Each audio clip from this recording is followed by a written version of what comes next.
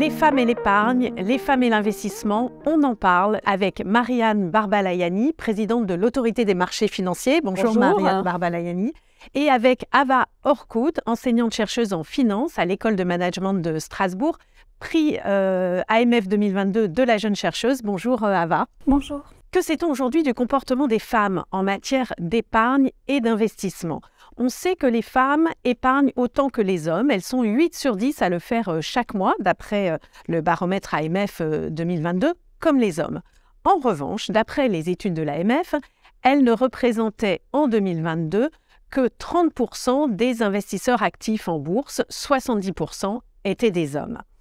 Pourquoi les femmes investissent-elles moins que les hommes? Quelles en sont les raisons et quelles sont les conséquences pour leur avenir? C'est ce dont nous allons parler ensemble maintenant. Marianne Barbalayani, votre baromètre annuel sur l'investissement est éloquent et apporte plusieurs enseignements quant au comportement financier des femmes différent de celui des hommes. Oui, alors tout d'abord, je dois dire que je suis absolument ravie qu'on ait l'opportunité d'aborder ce sujet parce que je pense que ça reste un peu tabou, en fait, les femmes et l'argent. Or, l'argent, ça compte et il faut effectivement s'en préoccuper un petit peu. Et de fait, toutes nos études montrent en effet qu'il y a, je dirais, que les femmes sont un petit peu en recul par rapport à l'investissement. Les femmes sont des épargnantes, des épargnants, comme tout le monde, et vous l'avez dit, elles épargnent dans les mêmes proportions que les hommes, évidemment moins parce que leurs revenus, malheureusement, sont moins élevés, ça on le sait. Donc elles épargnent, mais elles investissent peu. Et ça, c'est ce que montre effectivement notre baromètre de l'épargne et de l'investissement, qui a été terminé fin 2022, mais avec des chiffres très éloquents effectivement sur les différences de comportement entre femmes et hommes. Et c'est aussi ce que montre sur la catégorie très particulière des investisseurs en bourse, mais qui est une catégorie très intéressante, j'y reviendrai, des investisseurs actifs, qu'il y a alors là une différence écrasante entre hommes et femmes, puisque effectivement au sein des investisseurs actifs, on a seulement 30% de femmes, les 70% restants étant effectivement des hommes. Donc des comportements très différents et sans doute, mais je pense qu'on aura l'occasion d'y revenir puisque vous avez commencé à aborder les explications. Donc il y a une étude, une recherche très intéressante qui a été faite par Ava Orkut qui va pouvoir la présenter. Ce qu'on constate, c'est une plus grande aversion au risque de la part des femmes, peut-être plus de difficultés à se lancer seules, donc elles vont aller rechercher plus de conseils, et aussi le sentiment de moins s'y connaître, en fait, alors qu'en fait, quand on les interroge sur le fond, on peut découvrir qu'en fait, elles s'y connaissent beaucoup plus qu'elles ne le croient. Voilà. On y reviendra. Peut-être peut-on donner un ou deux chiffres sur la détention de produits financiers, par exemple d'actions cotées, pour montrer quand même cette différence entre les hommes et les femmes. Je crois que seulement 12% des femmes détiennent des actions cotées contre 22% des hommes, par exemple. Alors oui, les différences sont très importantes sur un certain nombre de produits. Je pense que c'est effectivement sur les actions cotées qu'on a le plus de différences. Un peu plus de 12% des femmes seulement détiennent des actions cotées, 22% des hommes. Donc là, c'est une différence qui est très, très, très notable. On le voit aussi sur des produits d'ailleurs comme les cryptoactifs, qui sont beaucoup plus détenus par les hommes. Donc grosso modo, les produits, entre guillemets, risqués, mais qui sont aussi des produits qui peuvent être intéressants, notamment les actions en termes de rendement, eh bien, les femmes y vont moins, pour parler un peu vulgairement. Ava Orkut, vos travaux portent sur le comportement d'investisseurs individuels français. Vous avez fait des recherches sur plus de 70 000 clients en France et vos observations corroborent celles de l'AMF.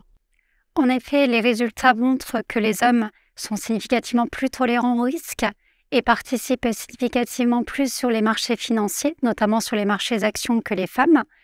Ces résultats sont obtenus tout en tenant compte des facteurs sociodémographiques tels que l'âge, le statut marital, le revenu, les catégories socio-professionnelles. De plus, nous obtenons des résultats similaires au sein des couples. En moyenne, l'homme est significativement plus tolérant au risque que son épouse. Et ce que vous observez, c'est que, quels que soient les indicateurs, vous disiez sociodémographiques, c'est-à-dire quel que soit l'âge, quel que soit le département de résidence, même quel que soit le niveau de richesse, on évoquait le fait que les femmes ont des revenus plus faibles en moyenne que ceux des hommes, quels que soient ces critères-là, les hommes participent plus sur les marchés financiers que les femmes. En effet, oui. Ces résultats sont obtenus tout en contrôlant ces facteurs. Donc, on arrive à cette explication que vous évoquiez tout au début, Marianne Barbalayani, cette moindre appétence pour le risque des femmes. Hein, c'est ce que vous avez aussi observé. Et Marianne Barbalayani, votre étude démontre effectivement que les femmes refusent davantage le risque que les hommes. Oui, c'est très net, effectivement. Sur notre baromètre de l'épargne et de l'investissement, on le voit encore en 2022, hein, c'est tout récent. Les femmes sont dans le refus du risque en matière de placement à hauteur de 48%, contre 36% des hommes. Donc là, on voit une différence là aussi très très nette sur ce qu'on appelle l'aversion au risque. Alors, je ne suis pas en train de dire évidemment qu'il faut prendre du risque à tout va, etc. Mais c'est vrai que ça joue sur la diversification des placements qui, on le sait, de manière intertemporelle dans le temps pour bien préparer son avenir financier, est une option intéressante, ne pas forcément tout mettre sur des placements sans risque, notamment quand on est jeune. Ava Urkut, c'est aussi une réalité que vous avez observée dans vos travaux, cette différence de comportement entre hommes et femmes quant au risque. Exactement. Mes travaux récents portent sur la tolérance au risque au sein des couples. À partir des données de plus de 10 000 couples de clients d'une grande banque commerciale, les résultats montrent que les écarts hommes-femmes en matière de tolérance au risque sont plus faibles chez les époux qui consultent leurs conseillers bancaires ensemble par rapport aux époux qui vont à la banque à des dates différentes. Donc nous pouvons dire que ces écarts se réduisent par la recherche de consensus. C'est tout à fait intéressant. Et comment expliquer cette plus grande prudence des femmes, Ava? Est-ce que vous avez des éléments d'explication de cette plus grande prudence? D'après la littérature académique, nous avons en fait plusieurs facteurs qui pourraient expliquer en fait ces différences selon le genre en matière de tolérance au risque. Nous avons par exemple les facteurs socio-économiques tels que le revenu, la richesse, mais également les différences au regard des catégories socio-professionnelles. Puis nous avons des facteurs biologiques et psychologiques. Enfin, nous avons Peut-être vous pouvez expliquer les facteurs biologiques parce que c'est intéressant d'y revenir. Les facteurs biologiques, par exemple, nous avons une étude qui montre que l'exposition à une certaine hormone, par exemple la testostérone, favorise la prise de décision. Et nous avons également des facteurs psychologiques, comme par exemple les traits de personnalité, les stéréotypes par exemple, qui pourraient favoriser une prise de risque. Et nous avons enfin des facteurs modérateurs qui vont jouer un rôle important pour expliquer ces écarts hommes-femmes en matière de tolérance au risque, tels que le niveau d'éducation, les connaissances financières, mais également l'expérience en matière d'investissement. Alors, vous parlez de connaissances financières. Justement, Marianne Barbalayani, dans votre baromètre, on voit que les femmes, et vous l'évoquiez tout au début, s'estiment moins connaisseuses que les hommes par rapport au monde financier. C'est absolument clair, effectivement. Dans les enquêtes que nous faisons, les femmes s'estiment beaucoup moins connaisseuses en matière de placement que les hommes, puisqu'il y a 29% des femmes qui se disent connaisseuses en matière financière, contre 42% des hommes. Donc là aussi, on voit des différences qui sont très, très, très importantes, hein, qui sont des différences de représentation. Effectivement, c'est tout l'apport d'ailleurs de la finance comportementale de regarder un peu de manière approfondie ce qui se passe. Bon, je pense qu'il y a des raisons aussi historiques, c'est-à-dire que traditionnellement, les femmes n'avaient pas accès au monde boursier. Hein. Je rappelle que ce n'est qu'en 1967 que les femmes ont eu le droit d'entrer à la bourse physiquement. Donc, c'était un monde d'hommes. Et je pense que comme dans beaucoup de domaines, c'est le cas aussi dans la vie professionnelle, etc., il y a un phénomène de rattrapage qui est absolument exceptionnel d'ailleurs. Mais on voit encore pas mal de différences et pas mal de peut-être, j'irais presque jusqu'à prononcer le mot de tabou, c'est-à-dire la difficulté liée à des représentations sur justement cette notion d'investissement. Et pourtant, quand les connaissances des femmes et des hommes sont testées, on s'aperçoit que l'écart n'est pas si grand. N'est pas aussi et infiniment moindre que celui qu'on peut constater sur la représentation. C'est-à-dire que les femmes vont avoir la représentation de ne pas s'y connaître. En fait, elles s'y connaissent pas si mal que ça. Elles ont juste peut-être un peu d'appréhension, je dirais, un peu de manque de confiance en elles vis-à-vis de l'univers de l'argent, vis-à-vis de l'univers de l'investissement. À bien distinguer, pardon, j'insiste un peu, de l'univers de l'épargne. C'est-à-dire que les femmes, épargnent, Tout à fait. mais elles investissent moins. Oui. Et c'est pour ça qu'on voit cette grosse différence qui est absolument massive et qui va être montrée dans une étude que nous avons faite spécifiquement d'ailleurs sur ce sujet, qu'on va rendre public le 8 mars, sur les investisseurs actifs.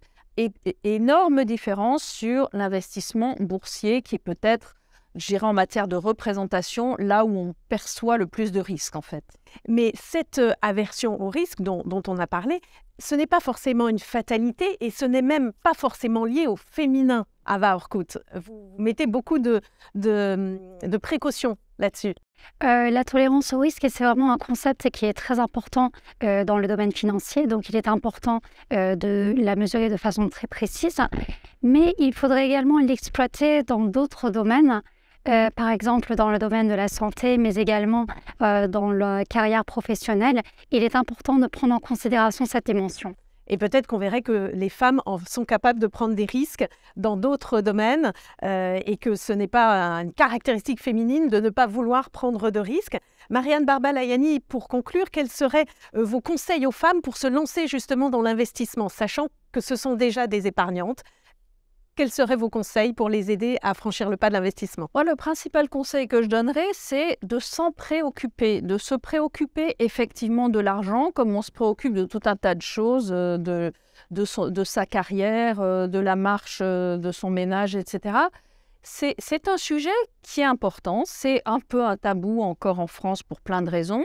Et il faut que les femmes se posent la question, effectivement, de se projeter dans le temps, parce que épargner et investir, et notamment investir, c'est aussi se projeter dans 10 ans, dans 15 ans, quand on voudra, quand on commence sa vie professionnelle, acheter un logement, quand on voudra accompagner ses enfants, quand ils vont par exemple faire des études, on sait qu'ils ont peut-être besoin d'être aidés. Et puis aussi se préparer à la phase où on sera à la retraite, on aura probablement moins de revenus, et donc avoir effectivement cette vision d'investisseur qui permet de préparer le court terme, le moyen terme, le long terme, et tout ça sans avoir trop peur de se lancer dans l'investissement. Donc, s'informer, se former, savoir que prendre des risques, plus on les prend tôt, moins c'est difficile finalement, et puis qu'on peut diversifier aussi, que répartir le risque, c'est une façon de le gérer et de le maîtriser. Tout à fait. Alors, l'AMF ne donne pas de conseils en investissement, ce n'est pas notre rôle, mais en revanche, ce qu'on voit dans nos études, c'est effectivement que très probablement, et en fonction de encore une fois, de leurs revenus, de leur patrimoine, il faut que chacun évalue sa propre situation, les femmes pourraient prendre un petit peu plus de risques, notamment dans le début de leur vie, entre guillemets, d'épargnante et d'investisseuse, pour gagner un peu en rendement, et ensuite engranger les bénéfices de ce rendement, et probablement au fur et à mesure qu'elles vont s'approcher du moment où elles auront besoin de l'argent qu'elles auront mis de côté ou investi, eh bien être en mesure de le récupérer et peut-être de prendre un petit peu moins de risques au moment où arrive le moment où on va avoir besoin de son argent.